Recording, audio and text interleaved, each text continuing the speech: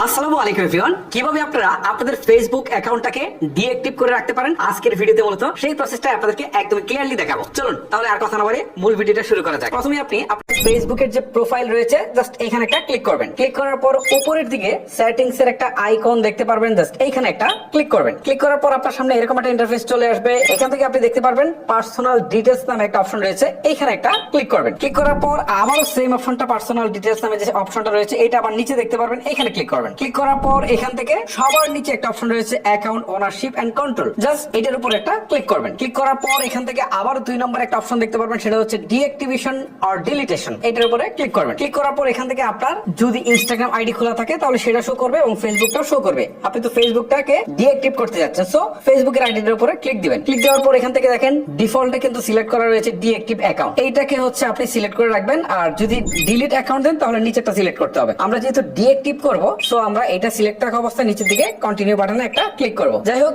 Deactive আর ডিলিটেশনের পার্থক্যটা আমি video শেষের দিকে এসে বলবো। ওকে, এখন এখান থেকে বলছে যে একটা এই অ্যাকাউন্টের এগেইনস্টে একটা ফেসবুক পেজ খোলা রয়েছে, সেটা আসলে ডিঅ্যাক্টিভ করব কিনা। ঠিক আছে, আমরা এটা সবাই ডিঅ্যাক্টিভ করব, যে কারণে আমরা কন্টিনিউ বাটনে ক্লিক দেব। ক্লিক দেওয়ার পর এখন আমাকে ফেসবুকের পাসওয়ার্ডটা দিতে বলছে, আমি ফেসবুকের পাসওয়ার্ডটা দিয়ে আবারও আসছি আপনাদের সাথে। ওকে, আপনারা দেখতে পাচ্ছেন অলরেডি আমি আমার পাসওয়ার্ডটুকু দিয়ে দিয়েছি। এখন কন্টিনিউ অপশনে একটা ক্লিক করে দিচ্ছি।